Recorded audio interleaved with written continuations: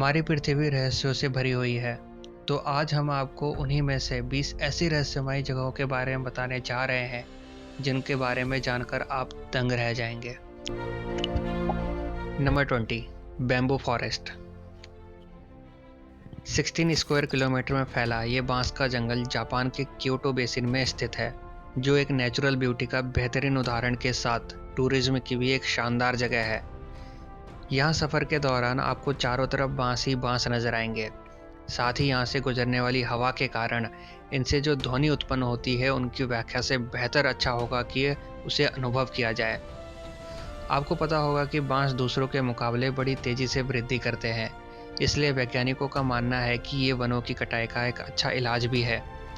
कई पक्षियों के साथ यहाँ आपको माउंटेन गोरिल्ला, पांडा, टाइनी बैट आदि देखने को भी मिलेंगे।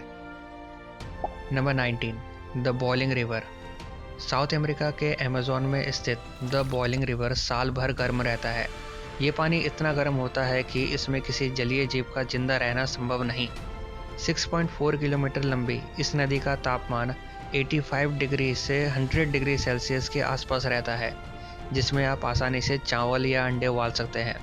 इसके इतने खतरनाक होने के बावजूद लोग इसे काफ़ी पसंद करते हैं। बस इसके किनारे में बैठने के लिए लोग कई किलोमीटर लंबा सफ़र तय करते हैं। इस नदी को ढूंढने का श्रेय एंड्रेस रूजो को जाता है। इन्होंने अपनी किताब द बॉइलिंग रिवर में इस नदी की पूर्ण व्याख्या की है। ऐसा माना जाता है कि इन्होंने इस नदी के बारे में अपने दादाजी से सुना था। Number 18, Mount Roraima. दक्षिण अमेरिका के 3 देश ब्राज़ील, गुयाना और वेनेजुएला के बॉर्डर के बीच स्थित माउंट रोरेमा कुदरत की एक नायाब और अनोखी रचना है। इस पहाड़ का सबसे अनोखा हिस्सा इसका ऊपरी भाग है, जिसमें वन्य जीवन की काफ़ी वैरायटी पाई जाती है। इसका ये ऊपरी भाग लगभग 9,220 फीट ऊपर है, जो बादलों से घिरा रहता है। ऐसा माना जाता है कि यहाँ रोज बारिश होती है। कई लंबे एरिया में फैले इस प्लेट्यू का दृश्य काफ़ी सुंदर नजर आता है। Number 17, canoe crystal. River of 5 colours या लिक्विड रेनबो नाम से फेमस इस नदी का नाम कैनो क्रिस्टल है, जो कोलंबिया में है। 100 किलोमीटर लंबी ये नदी मेरी नज़रों में दुनिया की सबसे ब्यूटीफुल नदियों में से एक है, जो दिखने में बेहद सुंदर है। साल के शुरुआती महीनों में ये नदी किसी नॉर्मल नदी की तरह ही दिखाई देती है, परंतु जुलाई से नवंबर के बीच इस नदी का रंग लाल, पीला, नीला, हरा आदि रंगों में बदलने लगता है। इस नदी के रास्ते में कई झरने भी हैं, जो इसकी सुंदरता में 4 चांद लगा देती है। Number 16, cave of the crystal. Cave of the crystal या जाइंट क्रिस्टल केव नाम से फेमस ये जगह मैक्सिको में स्थित है, जो लगभग 300 मीटर गहरी एक गुफा है। इस गुफा की खोज अप्रैल 2000 में 2 भाइयों ने ड्रिलिंग के दौरान की थी। 2006 में पाओलो फोर्टी और उनकी टीम ने इस गुफा का पता लगाया तथा एक ऐसा सूट तैयार किया जिसे पहनकर यहाँ आसानी से काम किया जा सके। जब ये इस गुफा में गए तो उन्होंने देखा कि सारे के सारे क्रिस्टल एक फॉर्मेशन में लगे हैं और इनका साइज भी काफ़ी बड़ा है। इस तथ्य को जानकर जरूर आपको सुपरमैन मूवी का वो सीन याद आया होगा जिसमें ग्रीन कलर के क्रिस्टल को दिखाया गया था। Number 15, lake Natron. तंजानिया में स्थित ये झील कुछ इस तरह का दिखाई देता है। जरूरी तो नहीं कि जो चीज़ सुंदर दिखती हो वो अच्छी हो। इस झील के पास मौजूद ऑल डोइनो लेंगाई ज्वालामुखी से निकलने वाला लावा, जो सोडियम कार्बोनेट और सोडियम बाइकार्बोनेट का मिक्सचर होता है, इस झील में मिल जाता है, जिसके कारण ये इस झील का कलर इस प्रकार का दिखाई देता है। इस झील में जाने का हश्र कुछ ऐसा होता है जिसमें पूरी बॉडी पर कैल्शियम कार्बोनेट की परत चढ़ जाती है, लेकिन ये तभी होता है जब कोई इस झील में लंबे समय से संपर्क में रहा हो। ये लेयर अचानक से नहीं चढ़ती। फ्लेमिंगो बर्ड को छोड़कर कोई भी जीव इस झील में सरवाइव करने में सक्षम नहीं है। Number 14, Tiananmen mountain. जो लोग स्वर्ग और नर्क जैसी धारणाओं को मानते हैं और ऊंचे पहाड़ों से प्यार करते हैं, तो ये उनके लिए है। चाइना में स्थित तियानमेन माउंटेन में स्वर्ग का दरवाज़ा है, जहां पहुंचने के लिए आपको सिर्फ 999 सीढ़ियां ही चढ़नी पड़ेंगी। 5000 फीट इस ऊंचे पहाड़ के ऊपर एक गुफा है, जो दुनिया की सबसे ऊंची गुफा है, जिसे स्वर्ग का दरवाज़ा भी कहा जाता है। ये गुफा बादलों से घिरा रहता है। जिन्हें लगता है कि उनके पापों का घड़ा भर चुका है, वे यहाँ जाकर अपने स्वर्ग की सीट रिजर्व करवा सकते हैं। और एक बात, इन 999 सीढ़ियों तक पहुँचने से पहले आपको रोपवे या रोडवे से लंबा सफ़र तय करना पड़ेगा। Number 13, confluence of Rhone and Arve river.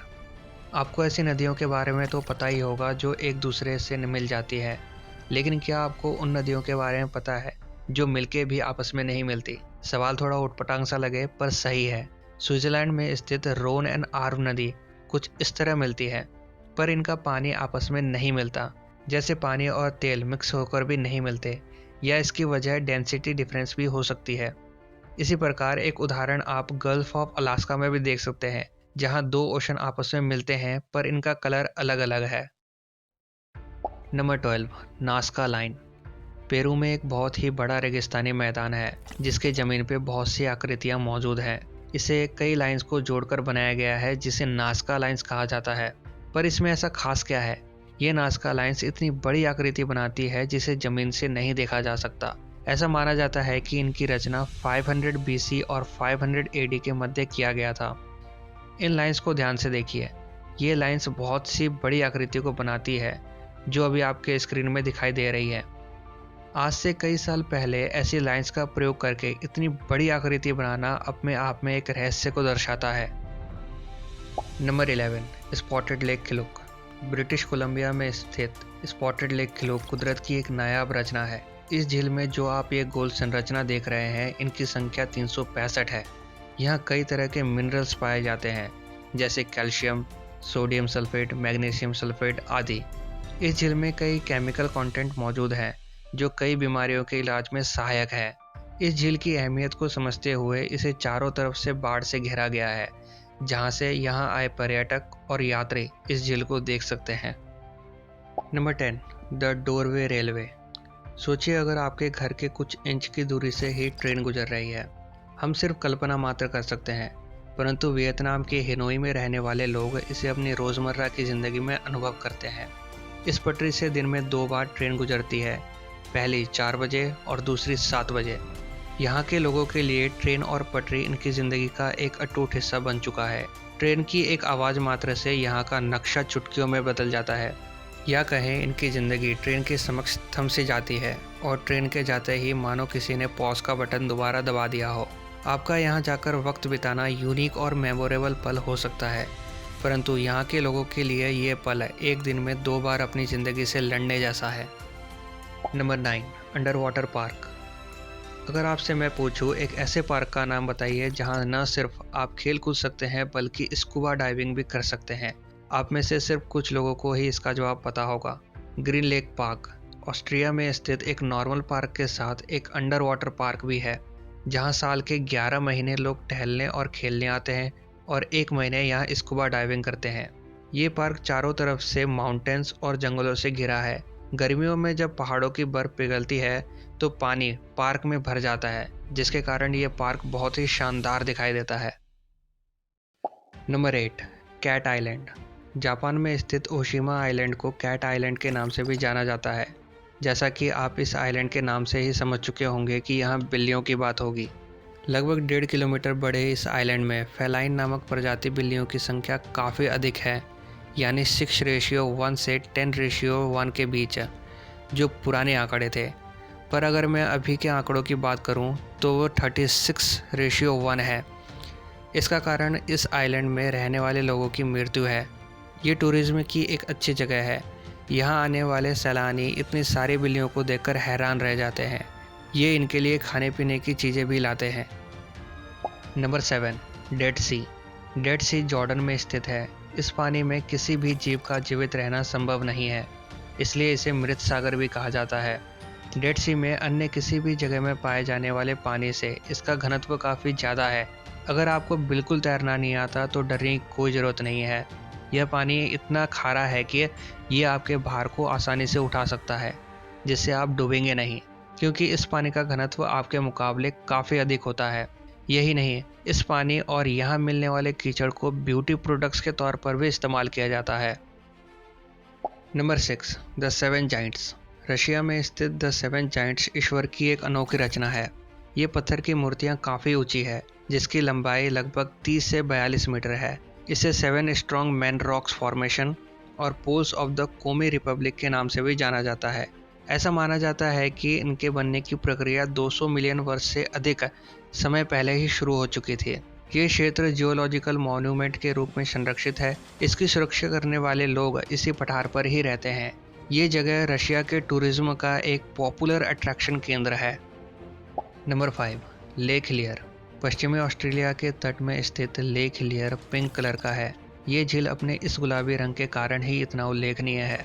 1950 में इस झील को एक ग्रुप ऑफ रिसर्चर्स द्वारा इन्वेस्टिगेट किया गया था। ये झील आखिर पिंक कलर का क्यों है, इसके ठोस प्रमाण अभी तक नहीं मिल पाए हैं। इस झील के चारों ओर पेड़ हैं जो यहाँ की सुंदरता को काफ़ी बढ़ा देता है। इसे देखने के लिए वायु परिवहन का पूरा प्रबंध किया गया है।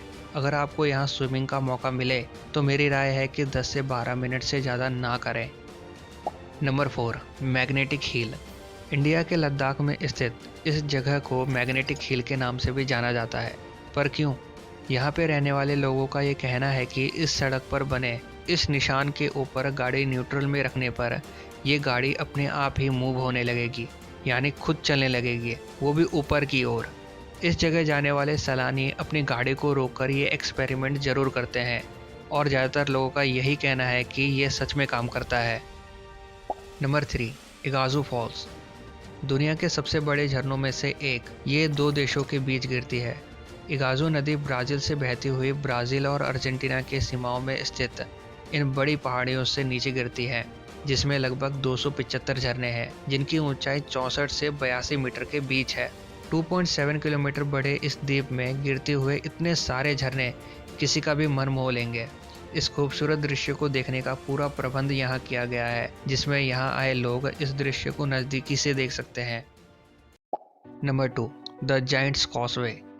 60 मिलियन वर्ष पहले ज्वालामुखी विस्फोट के कारण आयरलैंड के इस स्थान में इस रचना की उत्पत्ति हुई। साइंटिस्ट का ये मानना है कि जब ज्वालामुखी से निकली लावा ठंडी हुई तब इनका निर्माण हुआ। हैरानी की बात तो यह है कि इन सभी का शेप्स एक जैसा है और इनकी संख्या हजारों में है। इन पत्थरों की एक और ख़ास बात है, इनमें से कुछ पत्थर कुछ ऐसे फॉर्मेशन में लगे हैं जो एक शेप बनाते हैं, जिसकी वजह से इन्हें अलग से नाम दिया गया है। आयरलैंड में ये जगह काफ़ी फेमस है, इसलिए अप्रैल से जून के मध्य यहाँ काफ़ी टूरिस्ट घूमने आते हैं। नंबर 1, द गॉर्जियस ग्लोइंग बीच। मालदीव्स में स्थित वाल्दू आइलैंड के बीच की सुंदरता के बारे में जितनी तारीफ करूँ उतना कम है। इस छोटे से द्वीप में स्थित ग्लोइंग बीच को सी ऑफ स्टार्स के नाम से भी जाना जाता है, क्योंकि शाम के वक्त इस बीच को देखने पर आपको ऐसा लगेगा जैसे आसमान के तारे समुद्र से होते हुए जमीन पर आ गए हों। इस बीच में पाए जाने वाले सूक्ष्म जीव की वजह से ऐसा होता है। अब ऐसा नहीं है कि ऐसा दृश्य आपको सिर्फ यहीं देखने को मिलेगा। ऐसे ही बीच आपको ऑस्ट्रेलिया, इंडोनेशिया, अमेरिका, वियतनाम आदि जगहों में देखने को मिलेंगे। बेशक आपको यहाँ होटल भी मिल जाएंगे जहाँ आप इस शानदार दृश्य को देखते हुए अपनी छुट्टियाँ बिता सकते हो। ये वीडियो आपको कैसा लगा कमेंट बॉक्स में ज़रूर बताएं। वीडियो अच्छा लगा हो तो इसे लाइक और शेयर करें। चैनल में नए हो तो नीचे लिखे सब्सक्राइब को क्लिक करके बेल आइकन को दबा दें ताकि आने वाली वीडियो का अपडेट आपको मिल जाए। Thanks for watching.